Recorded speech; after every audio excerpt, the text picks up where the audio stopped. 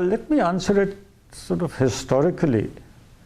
And I think Indian poets, when they translate from Indian languages, especially when they are translating from a classical text like Kabir or even earlier, sort of first, second century texts, they kind of bring their own voice to the translations. This I've seen with A.K. Ramanujan, who translated from the Tamil classics.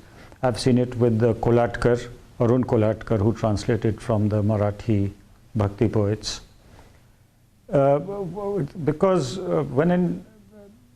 these poets, when they translate, they make the translation a lot like their own poems. And that of course didn't strike me when I was first doing those translations, in the 1960s, when I was barely out of my teens. But I think there is a very close connection between one's own poems and one's translations.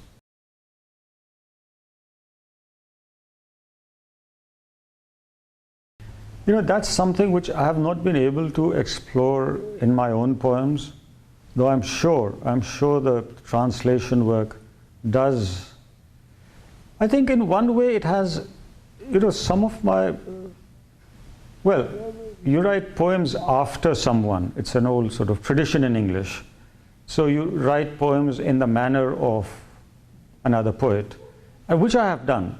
So I've written in the manner of an oral poet who's, there are two poets in fact called Ghag and Bhaddari.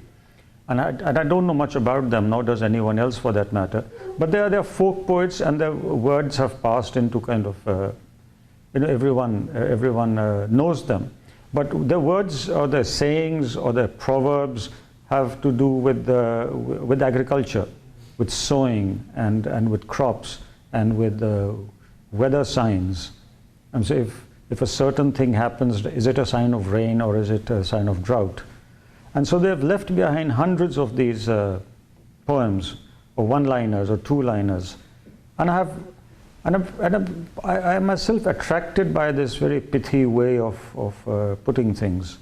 So I've translated, but I don't know whether to call them translations or imitations. So, and some of my own poems are acts of translation, I would say. So in that sense, it not only has influenced my work, but they are my work.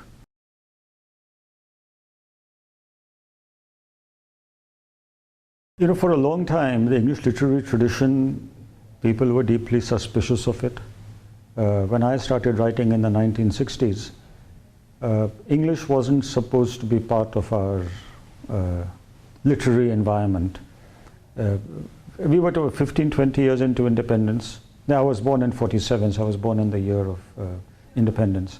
So at 16, when I was 16, those 15 or 20 years, or 16 or 17 years, I think, that had been given to English, when English was, the whole role of English in India was supposed to be reassessed, and the language was supposed to be on its way out, and it would have been replaced by Indian languages, especially Hindi, which would have become the dominant language. But just as that was happening, people were telling me, since I come from a Hindi-speaking area, that why do you write in English? The language is going to, you know, English is, no one is going to write that in that language anymore, or use that language. I think at that moment Nehru stepped in, and he said that no, we will continue with English for the foreseeable future, because the south of India had revolted. They said that, you know, Hindi is not going to be thrust on us. So there were what have been called the language wars. The South refused to accept Hindi, and so, which is why Nehru said, we will let us continue with English. So English, so when we started writing in English, there was a history of writing in English for about 150 years, but the literature itself was supposed to be on its way out. But, you know, 70s and 80s, and very slowly it kind of came back. And now more and more people are, you know, have started writing in English. So much so that the other languages feel slightly threatened by the dominance of English. The other change has been that we have become more conscious of our own literary past. In the 1960s, there was hardly any history of Indian literature in English. Perhaps there was none in the 50s and 60s. So the first literary histories also started happening in the 1970s. So that, that at least, they may not have been very good literary histories, but at least they got the books and the dates and the chronology.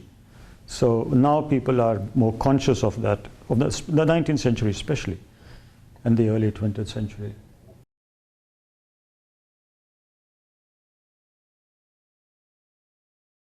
I was attracted to the idea for two reasons. One, that the previous literary histories, and there were only two of them. It's not that there were a large number of literary histories. They were single author volumes. And so they worked more like telephone directories. And so the index was, you can look up names and dates, and they were good for, but they left a lot out also. Some of the things were left out for reasons of nationalism. Others were left out because the genre did not agree with their idea of what literature should be. So it was basically poetry and fiction. So when I got this opportunity to edit a history of Indian literature in English, I think I made two decisions. One, to make it a multi-volume sort of book, a multi-author book. So we have about 20, 25, and one essay written by a specialist in the area. That was one. And the other decision was to expand the idea of what is literature in English. So I included someone like Kipling and V.S. Naipaul, and the writing of the diaspora, which obviously earlier literary histories had not included. And I also included nature writing, those who like Salim Ali, who wrote this autobiography and the Handbook of Indian Birds. So included nature writing, and also an anthropologist like Verrier Elvin. So it included many more kinds of writing than the earlier literary histories did. And I suppose that to some extent helped, the idea of what Indian literature in English is.